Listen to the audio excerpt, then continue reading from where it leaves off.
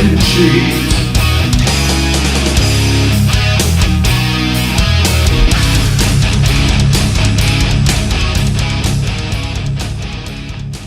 Welcome to Attempted Delivery. I'm Sean Dick and Sheets. I'm Damianopoulos. And we have a very special episode because we are going to video, so we thought we would recap all of the episodes that we have done audio only, just so we can keep our YouTube audience up to date with our journey so far. Right. Yeah, we're coming up, I guess, in May. It will be 3 years of stand-up and the podcast. It's been a journey.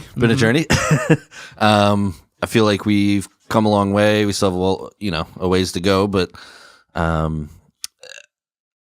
it's been cool. I think it's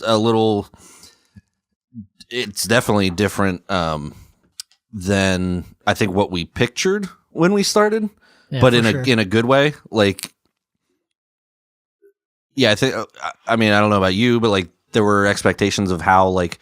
We didn't really specifically know like how starting in comedy works. Yeah, and then there's no one. I mean, we definitely started off as comedy fans, right. And you like learn, you listen to like podcasts and be like just comics talk about what it's like to start comedy and doing it at a low level. But nobody's ever like started to actually talked about it as they were doing it. You know what I mean? Right. You only know from successful comedians that have already made it. Right. And we started this with the goal of doing just that. Like we the first 5 episodes or so were before we actually even started like doing our first open mic.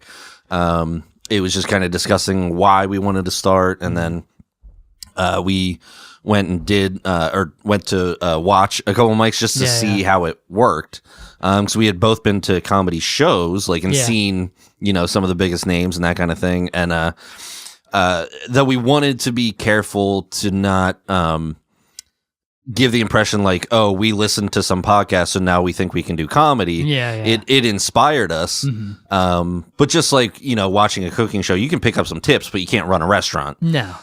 You can listen to a ton of podcasts like of these, comics, and you can get some good like inside baseball kind of stuff, but nothing really prepares you or nothing compares to the experience of actually just doing it. Yeah. Like that's when you really learn, and you can really only learn by doing it. Which makes it a really cool experience. It's challenging. Yeah. Soul crushing at times, but then other times soul crushing. It's mostly that. But then sometimes it's soul lifting. You know what I mean? Like it's a wild ride. So, Sean put together this list of some of the major highlights. We got our highlight reel here. Right. 3 years in, our highlight reel, and it's 2 pages and double spaced. But I mean. Obviously we started off as comedy fans. Like we listened, I mean, we have pretty well rounded as far as all the comics that we listen to. Yeah, pretty broad spectrum, I would say. Yeah, there's it's like all the, you've heard of all of them, you know what I mean? Just like the biggest comics, and then some people that are a little bit more underground and stuff like that. But I mean, and then some in the course of this podcast have like blown up. Yeah, for sure. Yeah. I remember like, I mean, obviously, like, I know you loved Stanhope a lot, Bert Kreischer, Tom Segura. Right. Like, I always loved Chris Rock, Dave Chappelle, Louis C.K. And then I saw Stanhope in Harrisburg, and he had Olivia Grace open, but he also had Shane Gillis. Yeah, which came on, and I didn't know him. It was like the week he got fired from SNL. That's fair. And I had no idea he was like a Harrisburg native. I think he said it in the set, but I didn't know who he was. I mean, he obviously was making a name. He's with Stanhope.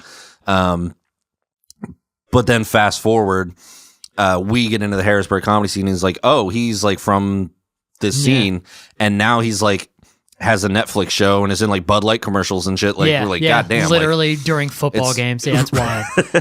Same thing. Like Andrew Schultz, I remember watching his podcast during like the pandemic or whatever. Right. And now it's like huge. I mean, he's interviewing presidents and shit. Right. So it's like crazy. Yeah. Just in that small amount of time. Yeah. And the pandemic, I think, was key. Like, we had talked as fans and we're like, hey, maybe we want to do this.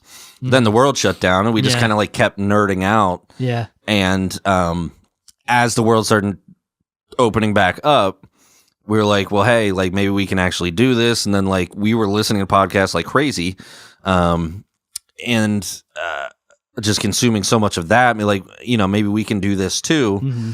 And then we had the genius idea to actually just marry the two. Yeah. And we had kind of random ideas for podcasts, but then it was like, why don't we do the same thing? Do like the comedy nerd shit with the podcast, but actually just kind of document and just really try to show the journey from the beginning. So yeah. Yeah, and I feel like that conversation was exactly that. Like, except it was like during the pandemic, so it was like, "Hey, you're thinking about doing comedy? Like, you're thinking about doing comedy, right?" And so basically, just I guess we didn't even bring it up already, but we do both work for a certain government agency. Indeed. And so it basically just a podcast about two shitheads starting a podcast and trying to do comedy while also trying to like deliver the mail and not kill ourselves. So, okay, good. I was just gonna. Do you have anything else to add to that? I was just gonna say it. Our goal was to document our journey, but then also interview a ton of the comics in the scene, and we'll get to some that we've interviewed, Sure. but also just kind of had fun with. But we really wanted to highlight that too, because there's some really good people and good comics. Sometimes that's the same, sometimes not. Mostly not. But it to broaden the perspective, because we've had people on that are veterans. Yeah. We've been doing way longer than us, and then we've had some newer people on too. And I feel like you can learn something from every single person that we've had on, and that'll continue. I think we're happy with every guest that we have, and we have a ton on the horizon that I think will be good. But so in addition to our journey, I just think it kind of broadened the picture when we started having that, because it really opens. This is kind of for everyone. It's different and the same. Yeah. There's certain things that just like comics just like know, like without even speaking, or it's like there's a commonality, but it's still an individual journey. Yeah. Even us doing it together, we started on the same night. We started this podcast talking about it. There's still like an individualness to it. Like, you are up there alone on stage. Yeah. Like, no matter if you're part of a crew, or a legion of skanks, or like like a whole crew of people, it's still, when you're on stage, you are up there alone, and that's kind of the fun, challenging part of it, because it's all on you. Yeah. But anyway, sure. Good. But I mean, first, like you said, we started going to open mics. We were comedy fans, but then we started going to open mics. First lesson: just go do open mic, write jokes, and then go do it. Don't don't start a podcast and do 4 episodes before we even started. That was a huge mistake, because what you end up doing is you just psych yourself out thinking about it for a ridiculous amount of time. Because I think we planned to do the podcast, I think, in like January, February. Yeah. And watched. Yeah, because open we went mics. to Harrisburg. It was cold as fuck. I remember. To the Comedy Zone, Harrisburg Comedy Zone. It was the first one that we went to watch. It's kind of the biggest, I guess, around here, as far probably, as number, at least Pennsylvania. Yeah, number of people. Central Pennsylvania. Right. And went to watch. But yeah, we started in January, and then I think we actually launched the podcast in June.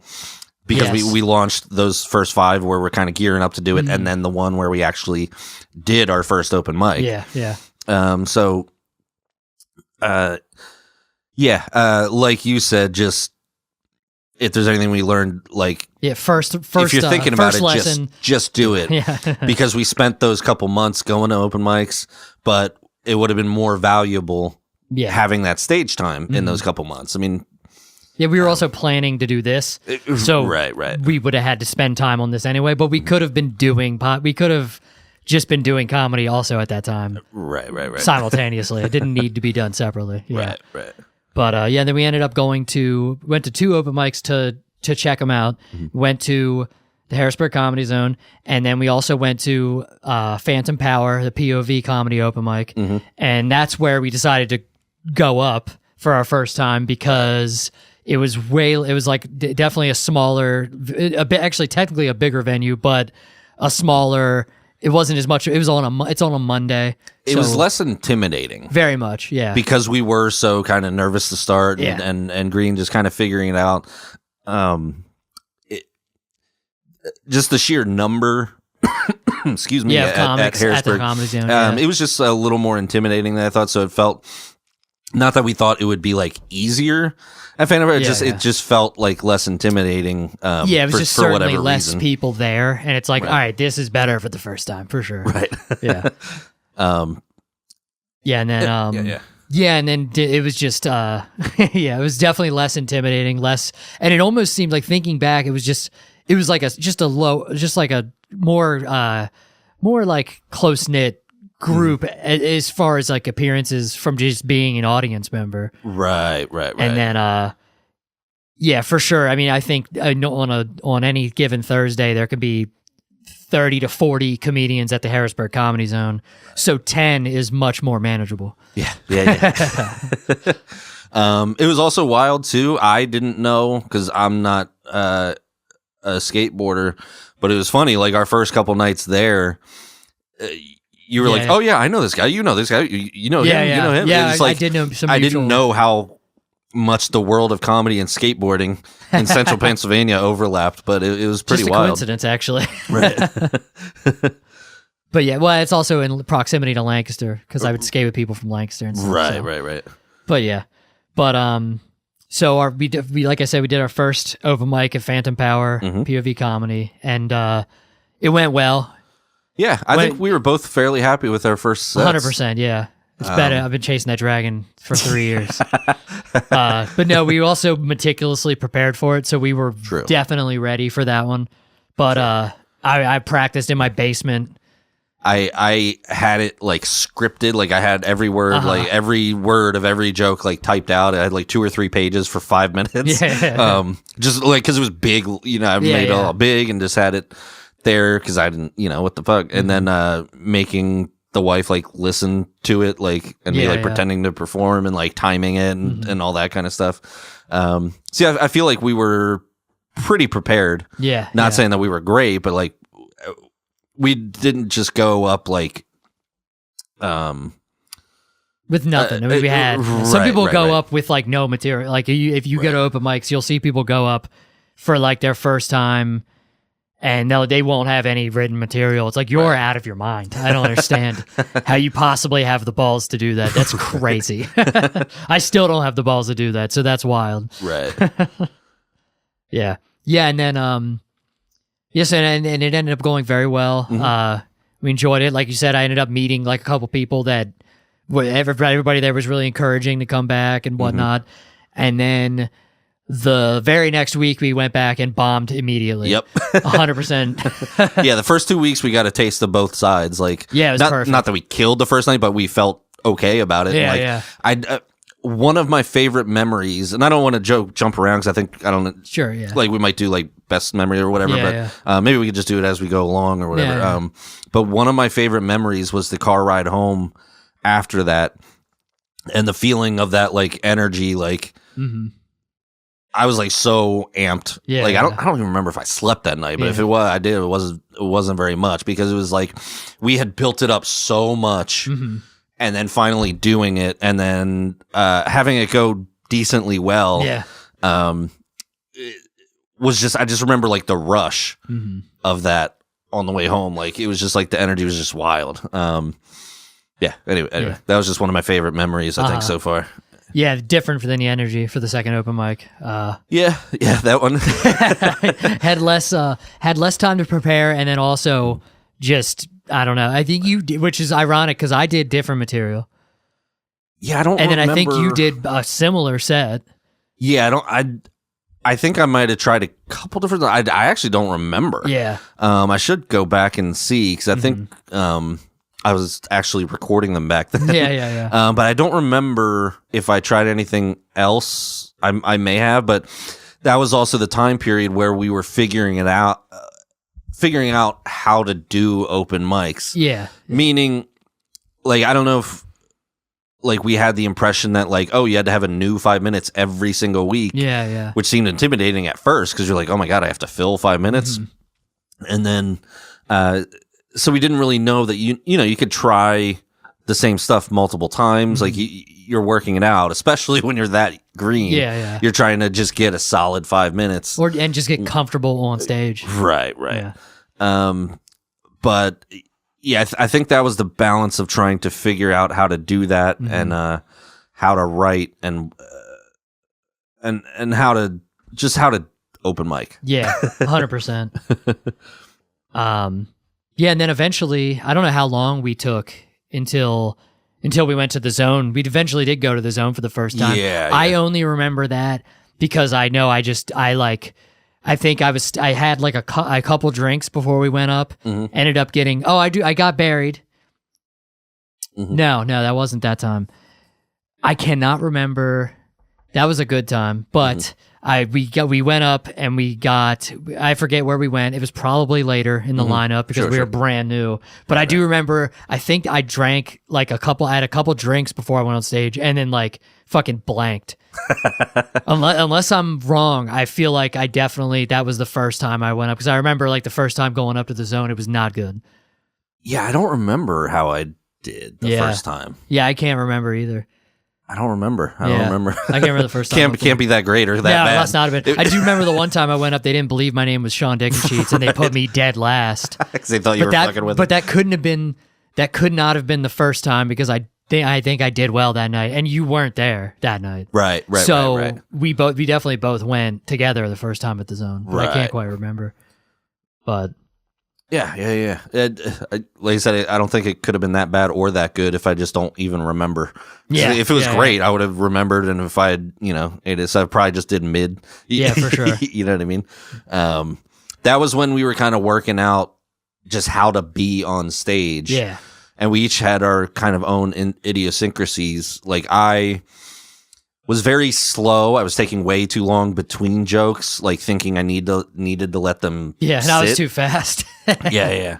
I would pace back and forth, and I think you played with the mic cable a lot. Yes. So that was just us figuring out how to be humans on stage. Yeah, and it's amazing when you do something like that. You don't know what to do with your hands. It's like I don't know why I'm like autistic now. I'm just like, it's crazy. It's funny to like look back and be like, man. And then the same thing, you going like really slow, and I was fucking bulldozing through everything, just going so fast. I mean, I would never run the light. Early on, not that I run the light now, but I would always have like so much extra time to the point where I was like, should I just plan on doing extra jokes at the end? That's how fast I was going through like everything. Yeah. And I think, like, thinking back, I think my mentality was thinking that like I would do a joke and just like kind of like let it sit, like rather than having it like flow and keeping like any kind of momentum. It was just like maybe being a little too precious about each individual joke. Yeah. And like kind of like, here it is, and then like 'cause I just remember early on at Phantom Power, like I would go, and I remember specifically seeing Andrew Books like kind of going back and forth and just like going like keep going, like speed up, like surprised he didn't yell it at you. He may have. But yeah, anyway. Yeah. Fun fact about the podcast: early on, if you are a listener from day one and in the timeline, you would remember we had a different. Around this time, around when we started, we received a cease and desist from not a formal cease and desist, but we tried. We had an intro for the podcast, and it was a clip of Cliff Clavin from Cheers, and it was perfect because it tied together humor and comedy and. Literally, like, and the post office, the postal theme. it was the most perfect clip. It was the same theme music that you heard at the beginning of this episode, but it had Cliff Clavin talking over top of it. Mm-hmm. The timing was perfect. The quote was perfect, and maybe it's my dumbass. We probably just could have just kept using it, I guess, until we got a cease and desist. But I was trying to do the right thing, and I did some research, figured out who to write to, and it was like, hey, like we will pay for this, like. If it's not astronomical, but like we will pay to use this. This isn't hurting anything. We're not making any money.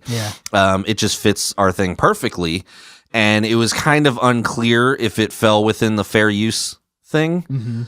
So we're like, can we use it? And then the funny thing is, I just did it from my personal email. And it's like, can we use this? And I didn't say the name of the podcast, but when they wrote back, they were like, "Thank you for reaching out, but we." Do not authorize the use of this clip for the attempted delivery podcast. So they obviously just like they sent a message. Search the name. It said, and we trust that you will no longer use it in the future moving forward. Which was very frustrating because I had to go back through all those episodes and get rid of it, which is very annoying. But fuck CBS. Fuck CBS. I concur. So when was I guess it was maybe coming up on a year in. We were doing open mics, working on material and stuff, and then POV Comedy decided to do what they called a beginner's luck showcase. Right. Where they basically we wanted to get as much of like our family, friends, anybody we could get to come out to the open mic, come out. They advertised. They basically did a show on a Monday night. Yeah, it was almost because our year anniversary would have been May, and this was in March because it was like St. Patrick's Day themed. Yeah. The pot of gold and all that kind of stuff. So it was just shy of a year, and we had been going pretty regularly. And they so what they did on a Monday night. But they started the mic with this. Beginner's Luck showcase where it was us, Elliot Gottlieb, right? Yep. Yeah, Elliot he was Gottlieb, on ours. Kevin Moran. And Brandon Koss, who was not a beginner. Right. That's right. Yeah. And that, continue. And it was just like a really nice, it was just a really sick thing for them to do because up until then we were just doing open mics and bombing, doing well sometimes when audience came out. Just it wasn't great. But at that time it was majoritively comics that we were going up in for the most part. Now it's you would get audience members sometimes, like but sometimes kids from the college at Phantom Power, and then some random people at the Comedy But it wasn't Zone. like super consistent. This actually had a pretty good turnout. Yes, it did. Yeah, because we all brought like some people, but then I think there was a bunch of people that nobody brought also. Right. So it was just like for whatever reason. Yeah, and it was so they wanted to give us the first taste of like what an actual show feels like versus an open mic, and that was one of the huge milestones of figuring it out, figuring this thing out, how to do it, actually getting a full like room response, good or bad. Though I not to toot our own horns, I feel like we both got a really good response that night. It was it helped that it was a lot of friends and family, but it wasn't just friends and family, and I feel like we got a good response from everyone and the other comics for sure. So I think that was one of our first like major milestones where it like there's levels to this, and like there's like the God tier, which is like you're seeing on Netflix, YouTube, and that kind of thing. But like that was I think our first like level up, where it was like, okay, now I can see more. We did like 7 minutes instead of 5, and then it was like the first taste of like building a set.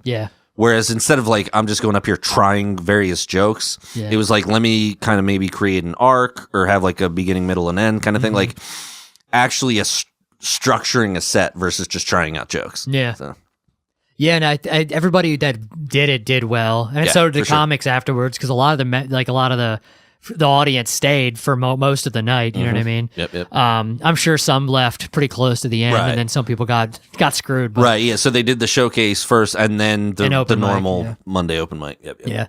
And it was. I remember everybody did well. I ended up going first, and I just remember it felt really good to start getting. It was one of those where, I mean, now you're used to it, we're used to it, but like when that first laugh is very important.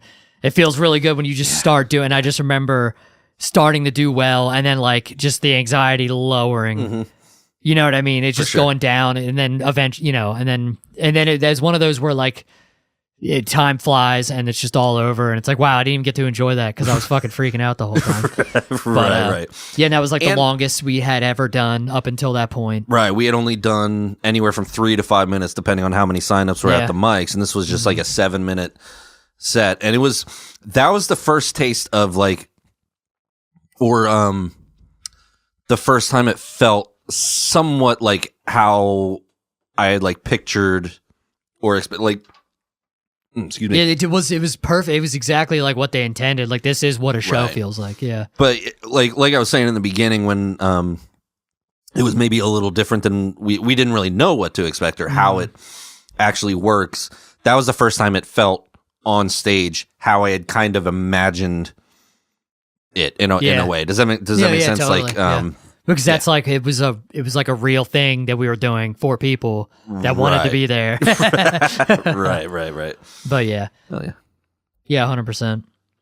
And then I guess around that time would have been I'm not sure exactly where the timeline lands, but around that time, the matriarch of POV comedy, Audrey Marsh, recorded a special, so that was pretty cool to see. That was in April. Okay, so it was like a month. Yeah. I do remember that being in April, and that was at Tellus 360 in Lancaster, which is pretty awesome. Yeah, it's a cool spot. Really cool spot. Yeah, she actually recorded a comedy special there, and we got to go and watch, and a lot of like the local comics went and watched her film and stuff. It was just a really sick show. Which, if you haven't, go watch that on YouTube. Yeah, for sure. Yeah, it's Audrey Marsh. Go watch it on YouTube. It's a good special. 100%. But yeah, it was just like, it was cool to see like that side of it, because she'd been doing comedy for like 10 years, so she's definitely a veteran. And it's pretty badass to watch somebody film a special in one taping. Hell yeah. Because the more you learn about comedy, the more you hear like comedians talk about it. No one's doing that. Right. Obviously, she can't afford to. These local comics can't afford to be paying for 4 Netflix tapings. Right. But so like comedy nerds know this, but like a casual fan, when you see your favorite comic on Netflix or Amazon or YouTube, like as a special, that was minimum like 2 performances, sometimes sometimes 3 or 4, and they will edit together the best takes and best angles and that kind of thing. But yeah, she crushed it in one take. Literally like a one take special. So the stakes and the pressure are a little higher 100%. there, because like if you have multiple, like that one didn't quite land, but it's not going to like ruin your night, because you're like, well, we could get it on one of the other nights. Let me just move along.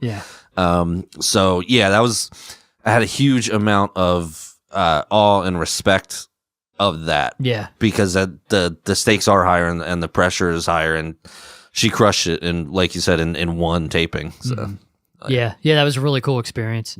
And speaking of the matriarch of POV comedy, eventually we were there, we were there every Monday, still am for the most part. Right. We were there every Monday, so they started, we started getting booked for shows, which is what, like, I guess like a year and a half in. Yep. Yeah, my first show, other than that showcase, was in August. Okay, yeah. So I think mine was in July or June, or I can't quite remember when. Right. But then they decided they were going to let me host a show as opposed to just being on the show. So I started hosting open mics there, which I do to this day now, but that's besides the point. We'll get there. But yeah, so we started hosting. And you hosted a Beginner's Luck showcase, right? Yes. Right. But that wasn't even first, actually. Okay. No, it was my first showcase. That was actually my first real show, I guess, was hosting Right. was hosting one of the POV shows at Phantom Power. Yeah. Right. Yeah, I can't remember everybody who was on it. I don't think. I know Kirk Griffiths. Right. I fucked up his name last time I tried to say it too. Yeah, because when that was happening, that's exactly when you were like, God, I hope I don't do that. I know. Yeah, I hope I don't do that on stage. Yeah, That's right. Yeah, Kirk, Tyler Rothrock. Right. Was Jackie on that one? Yes. Yeah, Jackie Ben Hayen. Kyle Shahan, was he on that one? I think so. And then maybe one other person. Mm-hmm. That's why I hate naming people, because then I'm like, oh wait, if I forget one, then I'm a dick. Yeah. It's been a couple years, whatever. Yeah, it's fine. It's been quite some time. But but yeah,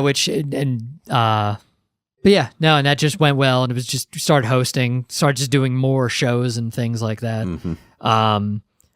Doing comedy in other places. I know at some point we went out to a spot in Sunbury, Little Addie's. Right, it was like, it's no longer there, but it was a coffee shop. Mm-hmm. And like, we kind of got spoiled when we started doing this, because we had Phantom Power, which is a legit rock venue, or just event venue, I guess. And then I don't know why I call it a rock venue, but it's like a rock club. Yeah, it's more music oriented, but as far as the stage and stuff. And then the Harrisburg Comedy Zone, which is like a legitimate comedy club, which I'm sure there's so many people doing comedy places that they don't get that at all. Their open mics are only in coffee shops and bars. But at this point we started branching out a little bit. I think we went to that spot, which is different, because when you're on a stage, in any facet, you have lights, it's a little bit more between you and, it's a little bit of separation between you and the audience. For sure. As far as what it can be. Yeah, you might not even see the audience because of the lights, or, you know what I mean? Like, they're kind of vague shapes in the dark. Yeah, exactly. And then it's easy to make the fake eye contact where you're looking over everyone's head. Yep. But this was I think that was the first time either of us did a venue where we could like stare right into the faces of people we're telling jokes. Right, I could have reached over and like stirred their coffee. Like, exactly, yeah, literally, yeah. But yeah, that was a fun time.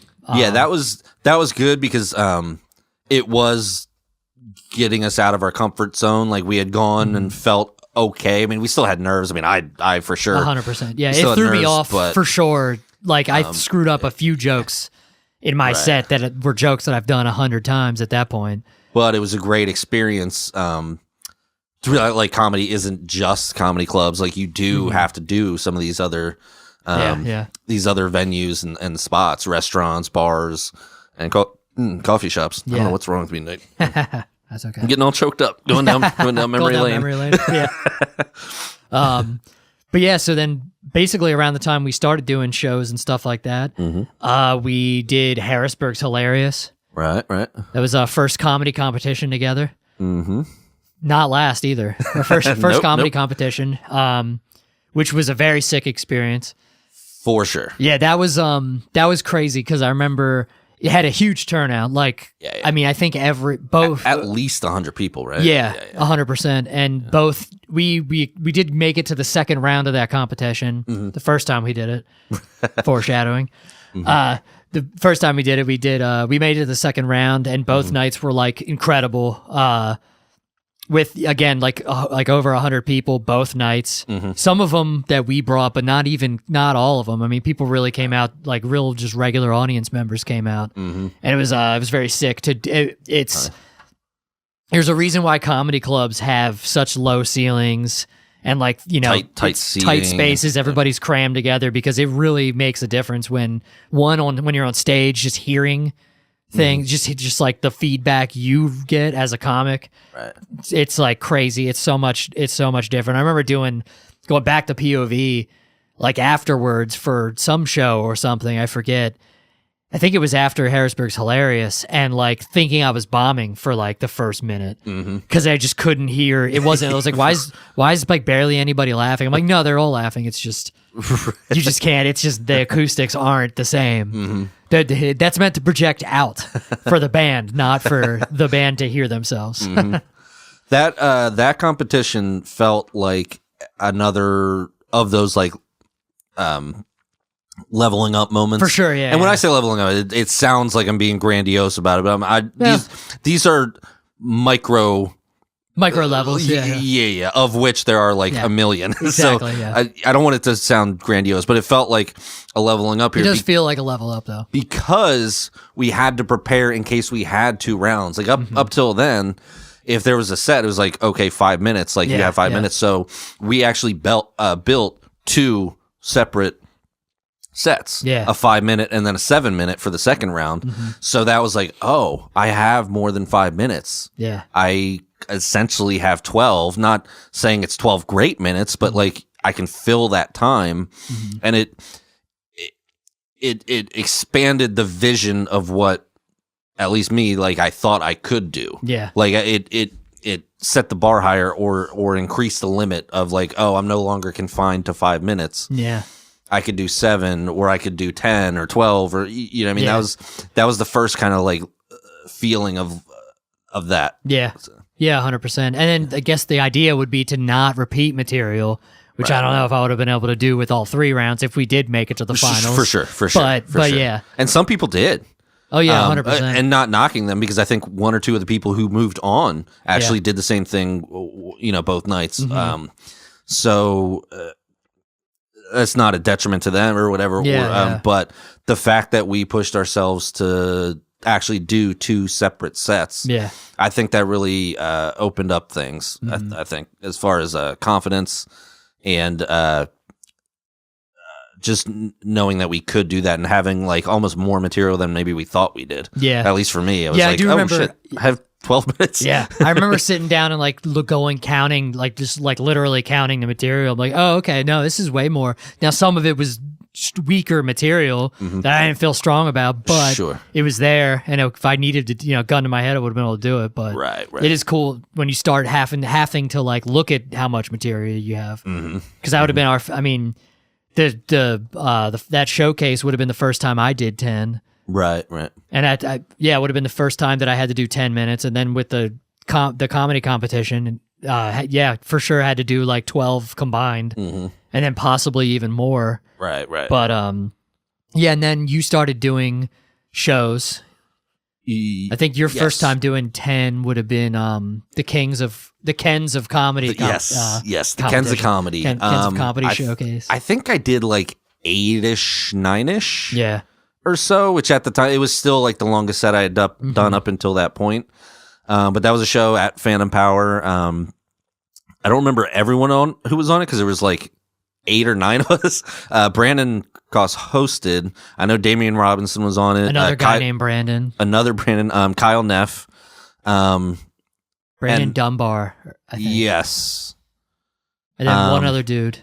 I'm blanking. I'm sorry. Joey Tepedino. Yeah. He headlined it. I guess I could remember the headliner. Joey Tepedino. Damian Robinson was on it. There was like 2 Damians and 3 Brandons. It was pretty funny. Yeah, that's funny. And not 2 Kyles somehow magically. Right. Yeah. And that was fun. That started the trend of my name being spelled wrong on every flyer, which was cool. It's funny. I was, I wasn't butthurt. I just, it's happened my whole life. He was really mad. He was really mad behind the scenes. I couldn't have been mad because I'm so used to it. It's more of a surprise. Like, oh shit, they got it right. Yeah. Like when it happens. They just make fun of my name. They always spell it right. Right. And if they don't, the Z is the least of my problems. That was an interesting one because I actually got my parents to come out to that one, and they had known I had been doing comedy for a little over a year at that point, and I have some stuff in my set having to do with like the fertility stuff and giving a sample and all that kind of thing, and like they're fine, you know what I mean? It didn't like. They didn't clutch their pearls or anything, but it was a little uncomfortable talking about rubbing one out, like with your parents in the crowd, and like hearing your dad laugh, like audibly, like you could, you know what I mean? Like it wasn't just like just a generic crowd noise. It was like, oh, that's my dad's laugh. That's my dad laughing at me jerking off. So that was definitely. Well, at least it was special. Not. And I had my brother-in-law actually came out and filmed it. I actually still have it. I got to do something with these videos, actually watch them. But I actually got 2 angles, like one up top. Yeah. And it was a good response. I felt super good. That was a huge confidence boost. Yeah. As well. Because that was like the first like just show. It wasn't like a beginner's luck thing, and it wasn't a competition. It was just like I'm here booked on a show. So that was super fun. And I guess that's all I got to really say about that. It went well, and it was enough to keep me going. Yeah. And not quit. So hell yeah. Yeah. Well, speaking of confidence boost, right after that, you ended up being booked on a Lancaster Improv Player show. Yes. And that would have been your first time getting booed. Yes. Yes. Indeed. Yeah. It was just like a week or two later. Was it really that close? I don't remember. Yeah, because it was September. Okay. Yeah, the Kansas Comedy is end of August, and that was like first or second Saturday in September, and that one was interesting. So this was at the Carby improv show where they do a mix of like improv, sketch, music, and he usually books this is Brandon Causa's show. And Lancaster Improv Players, and usually books a comic, and so he put me on that one. They usually do some kind of theme, and this one was science themed. They do have a microphone now, but at the time it's this really small room, maybe like 30 seats. So at the time they weren't really even needing or using a microphone. Yeah. But I needed like something to do with my hands. I was already a mess with a microphone. Yeah. So I remember I had this little like science like like a ray gun, like space gun, from a costume that me and the wife did like a couple years earlier than that. So I just brought that and just thought it'd be funny. I could just like kind of shoot the audience, which I did a couple times. And I just thought it was hilarious to just have a gun on. It was a very fake looking like light up, gun. Yeah. Yeah. Let's hope. Yeah. It wasn't like a Glock. I think it's still my profile picture because I think it's hilarious. So it's just really me pointing a gun at the audience. It's a good picture. Yeah. Shout out to whoever that photographer was, Brandon, I guess. But that was a ton of fun. It was a little nerve wracking because they do live stream it. I know some of my family like live streamed it and that kind of thing. Fun. So, and so. Working out jokes and like trying stuff out. I had some jokes where I kill my wife, and at the time unborn child. I had some abortion jokes and that kind of thing. I mean, I still do, but I'm just saying, like at the time, maybe I was nervous presenting them or something. I was getting a good response. I feel like, and I don't want to go into it, but one or two people took exception to one or two of my jokes, and so yeah, I got booed. That was fun. And not really a little bit of drama. I tried talking to the person afterwards, but they just weren't feeling me in that moment. And you've since made up with that person. Yeah, everything's totally cool. They're totally cool with everybody. Yeah, it wasn't like... Which is funny, because usually when something like that happens for a comic, you don't like know them personally or get to know them personally after the fact. They just, you know what I mean? Like in New York City, if you're at the Comedy Cellar and somebody gets like pissed and starts screaming, not that that's what this person did, but if somebody were to like get all pissed and like start screaming at the comic and just storm out, they don't have to like associate with that person. But in a small community like this... And she's also an artist, so she's one of the improv players. Right. So I love how you said you weren't going to say anything, and then I just started. Yeah, but like using pronouns. I was trying to be non-specific, well, but I'm an idiot, it's all good. It's all good. Running theme of the podcast is that I'm stupid, and I say unnecessary dumb shit that I have to walk back later.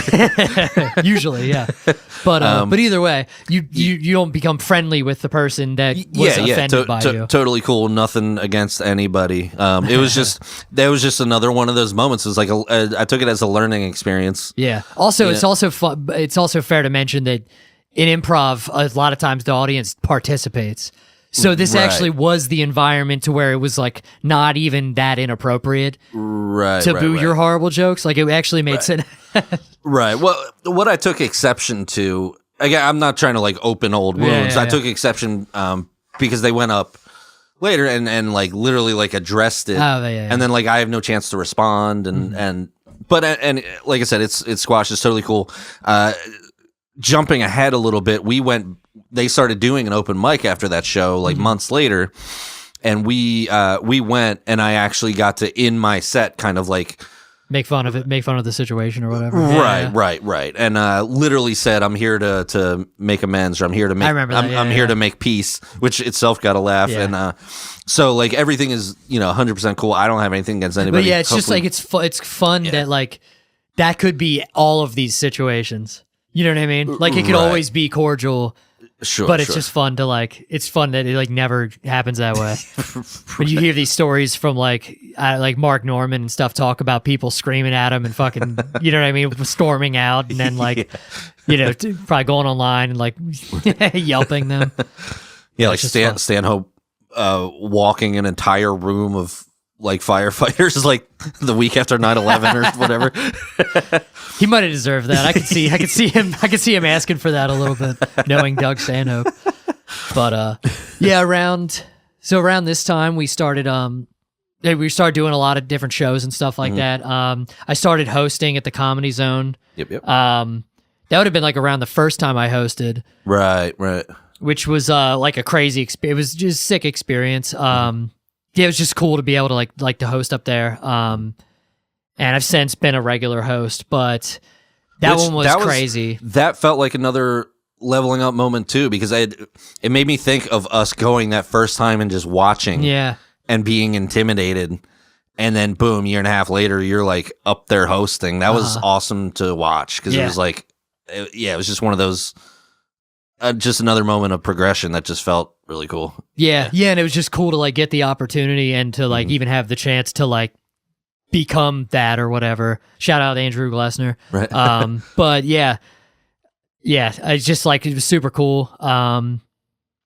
Yeah, and I just remember like doing the weekend. It was like crazy because I was like 3 shows. It was 1 show on Friday, 2 shows on Saturday. It was just gnarly to like go up there for first off a whole weekend, and then also I can't remember if I called off work that weekend or not. I don't think I did. No, I didn't. I went to work on Saturday for some reason. I should have called Oh off. shit! And then did 2. I'm pretty sure, shows yeah. that night? That's wild. Yeah, I'm pretty sure I had to go home, get up early, go to work, and then go back up. But yeah, it was like, I mean, it was definitely maybe the most like anxious I was on that Friday, probably. Maybe not ever, but like definitely not the first few times, but like Sure, definitely for as far as like at that point, it was And that like, was the first time you had to do 2 shows in a night. yeah, Right? yeah, that was sick. I really enjoyed that because like the first show is like a little like mostly for the second show because the first show is like normal. It's just it's like another show or whatever. But then going back up right away, it's like, oh, I don't even care. Like I got all like the anxiety out of the way. Now I just get to do that again. Right. And it's, I don't know. It was just a really cool experience. But yeah, it's just a cool experience doing the weekend up there and meeting like working comics, like professional comics, like a dude that's been on HBO and shit, has like comedy specials and stuff like that. I opened for like JL Covan and then Ben Jones, who's like a guy a lot on the East Coast, but another guy who's literally working comic. But yeah, it was just like a sick experience. And then yeah, and it's also funny to go from like shows like that and then go into another show back in like a bar or something. Right. You know what I mean? Like around, it's just funny to go to like a bar show where like half the people care and the other half don't care. You know, like around that time we started doing like, again, going out to different mics and stuff. Started going to mics like, what's it called? Lager Laughs in Pottsville. Or Pottstown. Port Carbon. Let's call it Port Carbon. Let's call it Port Carbon. There we go. Yingling. Let's call it Yingling. Run by a friend of the pod, Sarah Cartwright. Yeah. That was super fun. Yeah, I remember. We still haven't been back, I don't think, by this time. I went once. Oh, wait. I went That's again. right. You did. Yeah, I went again. I don't remember why I went Why? and you didn't. You might have had a show, That or I was lazy. or I might have been off the next think day. So I that's was like, probably it. You were I was like, like, "Let why me don't I go out." take advantage of being off or whatever? Because for us, it was like a couple hour drive, or Yeah. But yeah, that was fun too. It was a cool little dive bar back in the pool area. Is where they do the mic. They do it every Friday night. Yeah. And then you'll have like people. It's somewhat separated at the bar, but the people at the bar will watch, and you'll get some laughs, like kind of from the other room, which is kind of fun. Yeah, but that is fun. It's like, oh, I got somebody who's drinking. I got somebody who definitely doesn't give a fuck that I'm here right now. That feels good. Yeah, winning over fucking people that don't care about you. But that was super fun. That's a good little community there too. A lot of regulars, and it was cool because it was a mix of like some familiar faces that we know from like Lancaster, Harrisburg, but then also some new cool people that we hadn't met before. So it's from out east, further east. Yeah. Right. So Yeah. And then speaking of doing comedy, you came to the show that night, the night where we murdered 2 deer or possibly 1 deer. Yes. Yeah, I didn't even perform that. So yeah, I had a show. That's right. I had a show in Bethlehem the day after that. Right. Which I wasn't going to call off work for, but I ended up calling off work because I was out all night, crashing my car into a deer. Yeah, that was fun. In Gettysburg, there was this venue called Lincoln Social Market. I forget, Lincoln Social, and they would do comedy shows. And I did a show with a bunch of people and just in the back. There was basically like a spot, almost like kind of like a truck stop with a bunch of different vendors, food vendors, and then they had beer, craft beer and stuff like that. There's a lot of these popping up. I think one popped up down in Redline. Yeah, it looks really cool. Right. Yeah. So it's like there's like a big back room with like cafeteria style seating, and then there's a whole hall of various food vendors, and you can get food and then take it in there. But that's where they do the. They did the comedy. they closed, but I think they did music and comedy back there.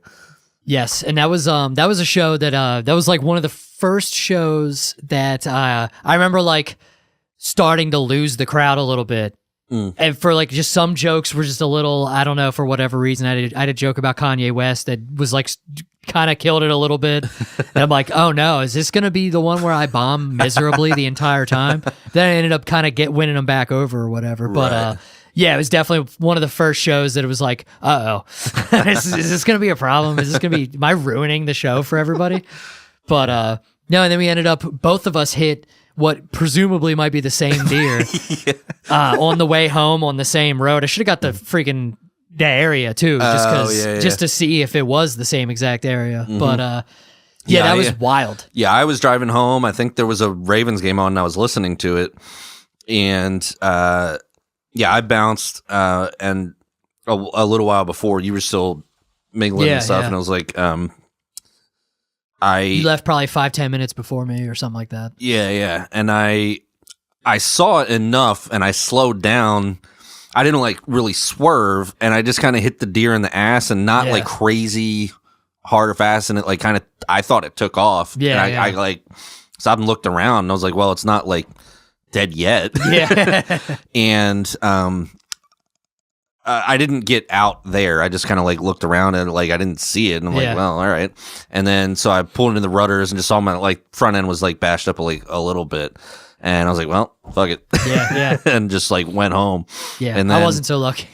I don't remember. Did I message you and say, damn, I hit a deer on the way home? And then yes, you did. And then you sent back, yeah, me too. I don't remember. I don't remember the timeline of how it happened. But. I think the timeline was, well, sometime after you hit the deer, it ended up going underneath my car while I was driving, and it didn't get away. So I probably like maimed it, and then it was laying in the road. Yeah. And then you just finished it off. Yes, it's probably what happened. But and it just went, it fucked my bumper up. I got to probably the same rudders. Right. I saw the bumper. I saw him leaking coolant. I'm like, I am like, I don't know, 45 minutes away from my house. Let me see how far I could get. I tried to get back on the road. I put my fog light back up into the socket and tried to keep going, and then it wasn't going to happen. So I ended up calling Lori to come pick me up, And then I think after I got off the phone with her, I looked at my phone, saw you message me. I was like, "Yep, me too." Hashtag me too. Yeah. So that was that sucked. Yep. I'm still upset about that there. But yeah, and then after that, we kind of took a little bit break from the podcast because you created Life. Yes. Yeah. So that's also been an ongoing thing with the pod and in my personal life, obviously. But concurrent with beginning a podcast and starting comedy, the wife and I, few years had like fertility stuff going on. Then we did IVF, and we now have a 1-year-old, which is wild. Yeah. That's a thing. Yeah, it feels like this deer from longer ago than that, huh? Yeah. Yeah. For sure. So yeah, we kind of took a break, and the beauty of doing this, and that we do have guest episodes, for about a month prior to our break, we started doubling up and recording one just ourselves. Or no, recording one with a guest, and then they would leave. We would record another one. So there's a whole stretch there, December and January, where we had some great guest episodes. Speaking of Sarah Cartwright, she was one. Yeah. Damian Robinson. Oh, a bunch. Yeah, we had Zach Jack. Sorry if I'm Matt Blank. Yeah. Yeah, I can't quite remember. Malik, I believe. Yeah. But anyway, so I definitely appreciated all of them giving us content for the month or two. Yeah. But yeah, that way we were able to launch one every week. We would just schedule them to launch, and so we Stamp Tramps, which I don't remember when we named you Stamp Tramps, but that's what we named our faithful listeners. I just lost my train of thought. I don't know. The hell was I saying? No idea. Oh. Yeah, what I was saying is we, since we started, have never missed an episode. Yes. Yeah, we have one come out every single Thursday. As we make the switch to video, I don't know if our launch day is going to change or not, or if we were just record earlier, but that's been our goal, and so far we have not failed. We have, even with creating Life and taking it away from deer, we have never missed an episode. So at least we're reliable. This is true. If nothing else, we are reliable. Indeed. And then I don't think we really had many highlights in between that and our anniversary, but for our 100th episode, which was before the anniversary? I can't. It was right around. I think it was like a month before. Yeah. We had friend of the podcast Andrew Brooks interview us for two episodes, one each individually. I still never listened to yours. Really? Yeah, I've never listened. You did. Yeah, that's funny. Right. Yeah, I gotta listen to yours. Yeah, I never listened to mine either. So I typically, a couple days after we record and launch, I'll listen to it just to make sure. Excuse me, the audio isn't messed up. Just to make sure it's good. And yeah, that was really cool. So we are recapping now, but if you don't want to binge all 99 episodes prior to that, because we're kind of doing the catch up, to kind of gain a little more perspective on each of us individually, and more like specific to our actual stand up and comedy, go check out episode 100, part 1 and 2, where Andrew Brooks interviews us individually, and that will kind of catch you up, at least as far as the journey right up into that point. Yeah. I think that's a good comprehensive place to start. For sure. And at least, especially after listening to this, you can listen to that, and that's where we were close to a year ago. Close to. But basically, that was a very specific asking just us questions about comedy and how we feel about ourselves, where we're at and whatnot. Right. But this is just a kind of a recap of our journey so far. Yep. But yeah, there's very exciting. Love doing comedy still to this day for the most part. But yeah, again, when we talk about like doing comedy in different kinds of places, I do remember doing comedy at at Big Al's Pizza. Oh yeah, hell yeah. And also friend of the pod, Casey Nicholson, getting heckled. Getting heckled and screaming at. No, she wasn't screaming. That's not fair. No. She didn't just scream at it, like she continued her act. Yeah, she continued. Yeah, but just did it at this guy who he was obnoxious. Like she went up last, right? Or no. Yes. I don't think last for the showcase. I think. Right. Yeah, for the showcase. So it was a showcase with an open mic afterwards, and. One thing when you do comedy in places that aren't comedy clubs, people like will just book comedy. Like this pizza place wanted to do comedy at the spot, and they book comedy. Mm-hmm. Well, sometimes they don't book comedy until like people don't know there's going to be comedy there. So I always look at it's kind of like an ambush. Like you don't know, like nobody knows there's going to be comedy. Yeah, there could be like a laundromat or some shit. Like nobody knows there's going to be comedy, and they just decide they want to have comedy there. Mm-hmm. So people are just there to eat pizza, and they're like, "Oh, there's a comedy show tonight." Right. Like there's just some asshole with setting up a microphone and like a sound system.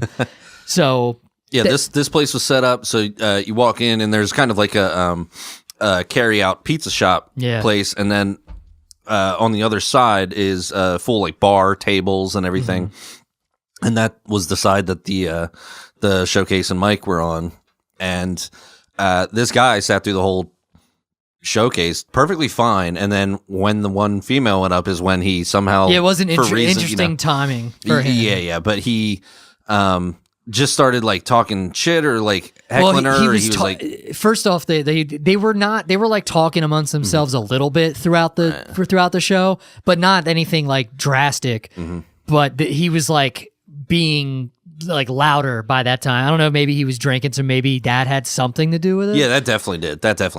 He was drinking and got a little bit more tipsy and decided like louder and whatever, but very visibly not paying attention and like starting conversations with the other people at the table. Right.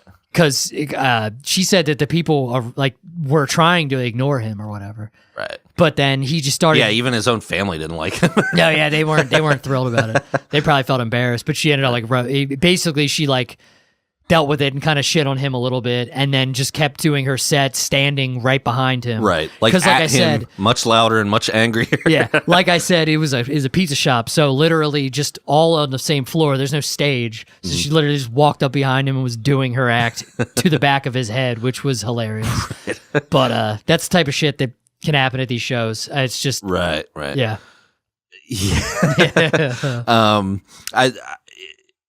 That was a fun episode of the podcast we recorded after. I think the episode title was Two Guys, a Girl, in a Pizza Place. Yeah. Where we had Casey on as a guest, but we called her to let her recap because it was her story. Sorry, I had to spit on you. I didn't see it. Good. But that was a fun episode of the podcast if you want to check that one out too. Yeah. Anyway. Yeah, and just again doing comedy a lot of different places.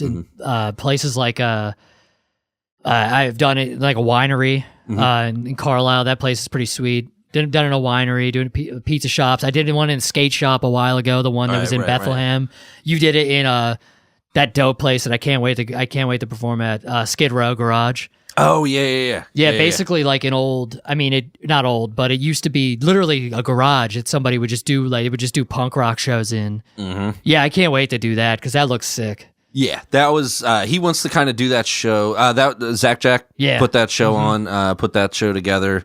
That was definitely a killer show, and definitely one of my favorite shows so far.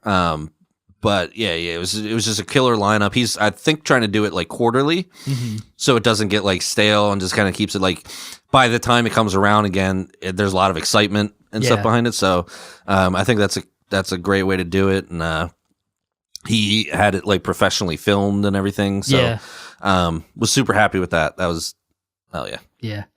Yeah, that's pretty sweet. Again, we ended up doing comedy competitions. Actually, it was right after we did Harrisburg's Hilarious again this year in 2024.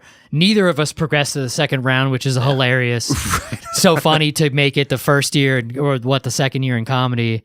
Right. And then the third year in comedy fail miserably. That was awesome. Yeah, that was a good learning experience too. Because it just shows you that comedy has a way of simultaneously making you feel 10 foot tall and like 1 inch tall. Yeah, 100%. Like it will humble you every time you start to like get a big head or like start to think you have it figured out. You know, you get thrown a curveball, and you know the best ones just learn how to adjust and like how to be self-aware and self-reflective and that kind of thing, and to not take it personally. Yeah. That's something I struggled with for a long time in the beginning, was taking bombs personally. Yeah, 100%. And things like that.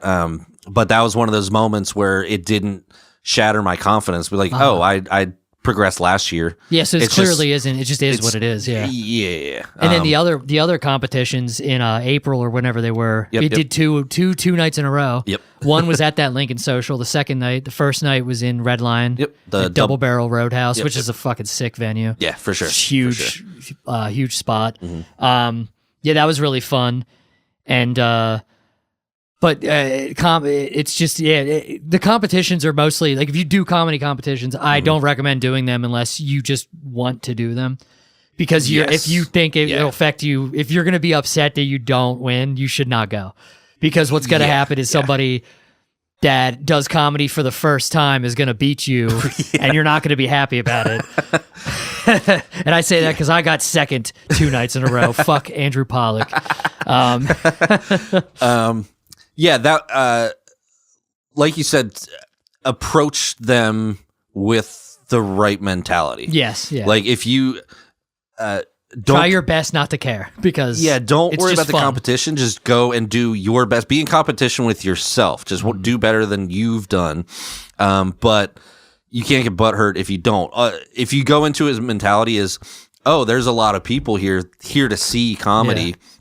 There's it's just stage time in front of a bunch of people, more people than like a typical just one-off show on like a Thursday night or something. Yeah, you know what I mean? 100%. Yeah. So just see it as an opportunity to get stage time in front of a lot of people, not a comedy competition where an actual competition where like you're going to be deemed better or worse than anybody else, because it's not really that. Yeah. Yeah, so, and it's because I progressed somehow. Both nights of the second round, and some comics who were far better than me and have been doing it far longer, like didn't. So it's like it's not it's not an actual representation of who's better or not in life. It's just that night the crowd might be feeling a certain thing over not. You know what I mean? So it's literally just stage time in front of a bunch of people. So it's yeah, and it's definitely, I mean, it's like they're fun if you let them be fun, but those, I think, also that weekend, it was like a Friday and Saturday night that weekend felt like another one of those leveling up things. They were hosted by Earl David Reed, who is a nationally touring comic, used to be one of the hosts of the morning show around here. Yeah. And that led to him starting to book us here and there. Yeah, 100%. So that was more valuable than like any kind of award from the competition. You know what I mean? Definitely. And that's like that's pretty much where we're at right now. I've been doing like we've both been doing longer sets. I did a set for Earl David Reed. Right.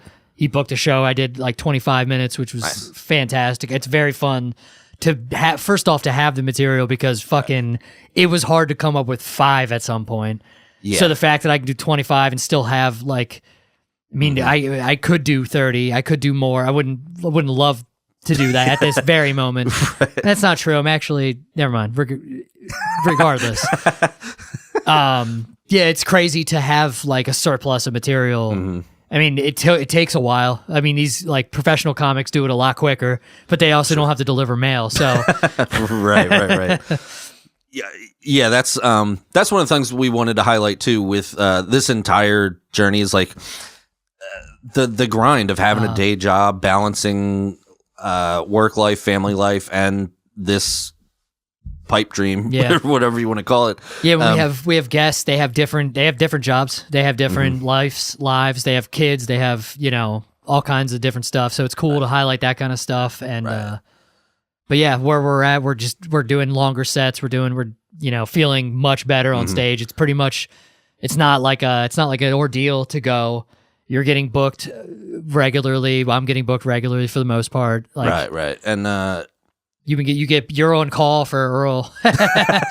Yeah, I feel like I'm at the bottom of the call list because it's usually like, well, he's never called me, so it must not be the bottom of the list. Well, he books you in advance. For me, it's the night before, so it's like, all right, who backed out? Yeah.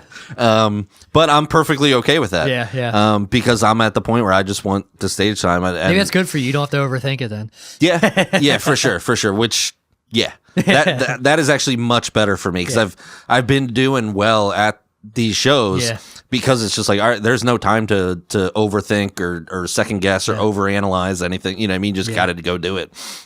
So I've enjoyed it because he also brings out a ton of people, so it's an opportunity to get in front of people. Yeah. So I ended up doing one, a few weeks ago at the Double Barrel Roadhouse, and that was a pretty sick show. So yeah, it's I think those competitions were more valuable in that like we now have some other opportunities. Yep. Yeah, and I mean, yeah, and it's just to feel good. I feel good about the progress we made. Feel good where we're at. It's a new year, so yeah. I mean, I don't know. To wrap this up, I mean, we've tried to say everything we've learned. I guess we've learned a lot more, but it's hard to, and don't want to bore people with that. Right. But it's don't take things personally. None of this is personal. Yeah. Right. And always have some level of, self-awareness, self-reflective. Like, it's real easy to blame other things. Like sometimes it is the crowd. I don't care what people say. Sometimes crowds suck. But always balance that with like, okay, what could I have done better? What went well that I can keep doing, what did not go so well that I can work on. Just always approach everything from that mentality and just try and get the stage time and just keep going. It's literally just like keep going. Yeah, it's impossible to get worse. I'm pretty sure. Well, I'm pretty sure. I'm pretty sure it's impossible to get worse. I'm really banking on impossible to get worse. Right. But I don't know. Do you have best? So, craziest moments. We probably just went over the craziest moments. I'm thinking for both of us. Yeah, the watching Casey manhandle that that was pretty fun. That douchebag. Deers were crazy. The deer. Craziest moments. There's been some interesting personalities at some of the mics and some of the shows. Sure, yeah. I didn't say craziest people. I said okay, right. Just start doxing the lunatics that show up at open mic. Yeah. So what do you think? What do you think best? What do you think best sets? Best sets. Best bombs. Okay. You want me to go first? Well, no, I can rattle some off. I think one of my best, just straight up from beginning to end sets might have been the Skid Row show. Yeah, I should probably actually watch that, being that maybe filmed it. But that was one of my best sets. I feel like we didn't quite get to it, but on the roast battle. Oh yeah. Those weren't actual sets, but like for some reason, I don't know. I just felt on those nights. Roasting me? Yeah. Well, beating me twice. We did do a roast battle. Right. I forgot about that. Right. We roasted ourselves a little while ago. Right. Or ourselves. We roasted each other a little while ago. And Damien won 2 nights in a row. So that was not personal. That was conclusive. That was best 2 out of 3. There was no. But we also concluded that, like, you won those other competitions, so like you're better at the actual comedy. I'm just being better at being an asshole. I think that's the moral of the story. Possibly. I'm just a better asshole. That's something. Right. That's something. Indeed. But I don't know. I just felt on that night, but that wasn't an actual shot. So I would say, I mean, it's still a set. It sets a set. So yeah. I would say the maybe like the first Harrisburg Hilarious, the Skid Row, and then this set that I did at Double Barrel a few weeks ago. Hell yeah. It felt like just more loose. I was actually like kind of not doing crowd work, but like actually acknowledging that there's an audience there. And overall, it just felt really good. Yeah. So, nice. Yeah, I'm thinking best sets. For sure, I think, which ironically enough, I remember when I first hosted at the Zone, I didn't film any of it. I didn't have a camera, and I didn't film anything. I audio recorded, but I didn't film anything like video. And I remember like saying to like the headliner, like, "Yeah, I fucking wish I would have recorded that." He's like, "That was the best set of your life. You're never gonna beat that." It was just like a funny thing to say, like, "Well, you didn't record it, so it was the best set of your." You know what I mean? Right. And that's funny because it's probably true. Because when I did the show in Elizabethville, did like 25 minutes, 26 minutes, or whatever. That was probably the best I've done. Nice. And I didn't record it. I forgot my camera that night, which sucks because I take my camera every time. And I was in Harrisburg before I even realized I forgot it. And I'm like, well, I'm not going back now. I'm not going to be an hour late to this show just so it wouldn't be that bad, but it would have been a half hour late probably. But yeah, so that was probably my best set just because of how long it was and how consistent it was. Really only like a few jokes didn't get what I wanted from them. And they weren't like, all out, like all over bombs or whatever. Right. And then just, I felt like it didn't, when the jokes didn't really land the way I wanted them to, it didn't really shake me, or it felt like phenomenal. I just felt like really one of those where you're like real present and you feel like, oh, this is where I'm supposed to be doing. This is like how this is supposed to go every time. Like you're supposed to feel, you know what I mean? Present. Like I could have, I talked a little bit, like you said, to the crowd a little bit, which is always fun. The other ones, I remember the Double Barrel contest. I felt really good about that one. Yeah, for sure. I remember I wasn't even there, but I remember you saying the one at the Lidditz T-shirt factory was killer. Yeah, that one was killer. Nice. I forgot about that one. That's crazy. Oh, yeah. Because that was probably, honestly, maybe before the Elizabethville, I would say that might have been one of my best sets. I did shorter time, but like the crowd was they just liked me, I guess. And no, that was one of the first ones. That was one where like, it's a pretty intimate, it's kind of like a rock venue, but it's kind of intimate as well. And like there's like chairs like right next to the stage, so you're like looking at people, and to like watch somebody that close to you laughing feels good. But it would have felt equally as bad if you were bombing. It would have been the opposite end of that spectrum to bomb while watching somebody just miserable looking at you. That would have sucked. But I forgot one. Actually, probably my best response, like crowd response, was probably the 0 Day show. Oh yeah. I think that was back in April, I want to say, of this year. The 0 Day show or the 0 Day Fringe Festival show? Yeah, that. Okay, that was July. Yeah. Oh, okay. Yeah, because it was right with Harrisburg's Hilarious. Oh, okay. Because I remember you performed that Friday, and you were at the and I was at the competition that Friday, and then I did the Saturday show. Right. Okay, yeah, I was conflating the two. Yeah, the Fringe Fest show. Yes. So 0 Day show and Mike hosted by a friend of the pod, Malik Stark. That one, I don't know what it was. I was just hitting. Yeah. The momentum just kept going from beginning to end. And I ended with like a brand new joke, a political joke, which I don't really do. Yeah, but it was topical. It was topical. It just happened to land just right. And that was probably my best set so far to date, I would say. I had a good set at that Saturday show, and I just remember like for what whatever reason I didn't even drink that much on Friday night, but I remember that Saturday feeling like awful, and I remember like sitting around all day feeling like shit, and then I actually kind of got it together for that show and was like, all right. That's sick. Like this can be done. Like as far as like I can feel horrible and still have a good set. Right. Thank God. Like because I thought I was like, oh man, I don't even know how this is gonna go. Like I'm so low energy. But it's one of those things where when you go on stage, you kind of like autopilot kind of takes over. And I forget what they call that. I don't know if you remember, but I forget what they call like performance. I don't know.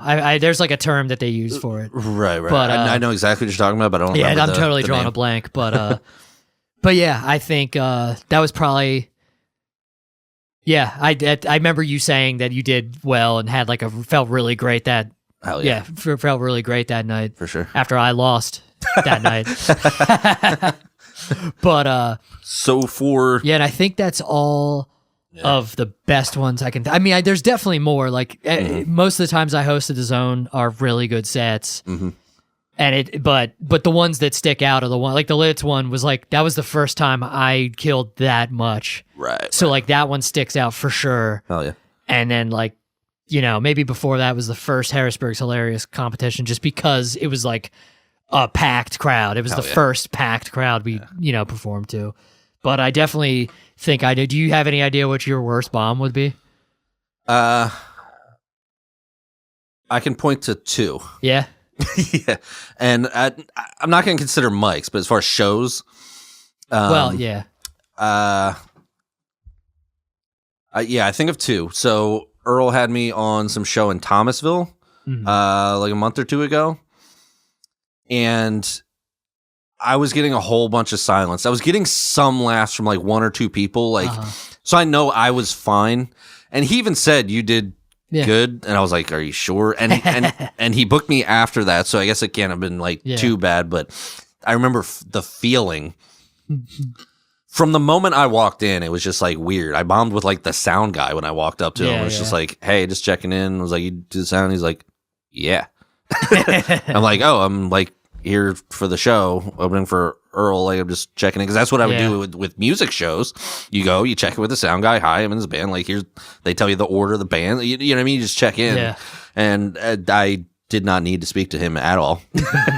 And there was like no host, and the guy just like the head of security guy who. I don't know. I don't know what he was. I don't know if he was like a manager or something like that, but he just was like, there's this guy, Damien. I don't know. Yeah. And here he is. It was basically that. Great intro. Yeah. So I felt good because I did 15 and just kept going. Yeah. I didn't like, you know what I mean? But it felt terrible. And then the other one was up in, what is that? Fratelli's. Yes. Ron Kane put me on one of the Fratelli's shows. It's a bar show up Harrisburg-ish. Yeah.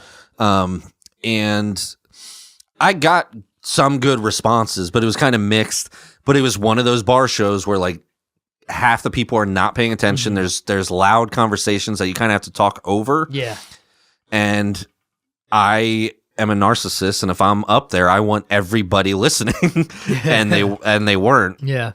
And I didn't do what Casey did, like and go like at one person. I didn't have like one specific person like come at me. It was just like a general like disregard, and like people were just getting louder and louder. So I just started aggressively louder, like telling my jokes, like just louder, and like it. Yeah.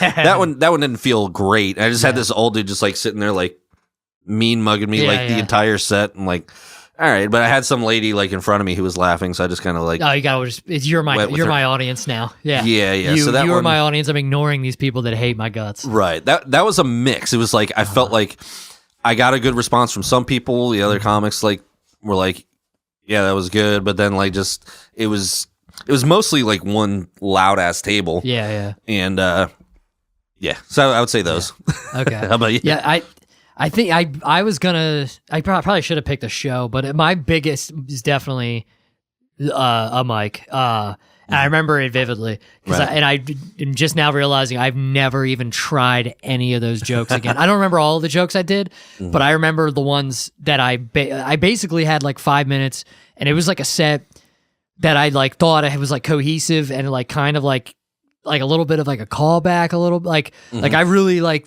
planned this fucking set out, and it just was nothing. It was crickets the entire time. I mean, it was like the worst. Probably the worst, but I think the worst bomb, just because of like how much I believed in like the material or whatever. And I started off with jokes about my dog, and then I had this like bit about like Gary V. And I literally thought it was. I still think it's funny. Actually, I think they were wrong. Everybody was wrong. I might try this again sometime, but like. I just this thing about like Gary V or whatever, and I was like doing like a voice, trying to like do kind of like a voice like his. And like a peppy like entrepreneur voice, like an excited, which probably made it worse because I'm like trying to be like excited, and I'm just nothing, just silence. And I just remember that was like just a dead silence the entire time. And then it occurred to me, I don't even know if anybody knows who Gary V is. Maybe that's part of the problem, but like it was one of those where it's like, dude, I don't think I can do fucking comedy. This is the worst. But as far as shows, there's been like a couple where like just less than favorable, kind of like not just like I kind of like win him over at the end, but still like wasn't great. Right. Just didn't feel good, and kind of just feel like a beginner, like, you know what I mean. It's one of those that makes you kind of feel like question your life. Yeah. But yeah, goals for the year, not to have shows like that. But yeah, I mean, any goals for this year? Sort of a weird episode to do it in, actually. Now that I think of it, we should cut this out. You think? Yeah, because it doesn't really make sense for a recap episode to talk about goals. Oh, true. Well, you know it's the new year. I mean, I don't, Yeah, but then we're probably gonna do that in the episode we're about to record. Okay. Yeah, we can do that. Yeah, we can do that. That just occurred to me. I'm like, we should be doing that in the episode next, not this one. Right. How you want to wrap this up since we're talking off record now? Anyway. Yeah, I think that was probably. I mean, I definitely had some mic bombs. Yeah. For sure. There's definitely some. I don't take too much more time, but there were definitely one or two times where I just rage quit and just grabbed my notes and just walked off. Yeah. There was one shortly after I came back from my hiatus, where I was like trying some new stuff and just not getting any response, and I was like trying to set something up and just getting nothing, and was just like, fine, you're not going to get the punchline of that joke if you're just not even going to respond. And then I think I just ended the set with, I'm done with you people, and left. So I remember that one. That one was fun. Not my finest, not my finest work. Yeah. But yeah. But it's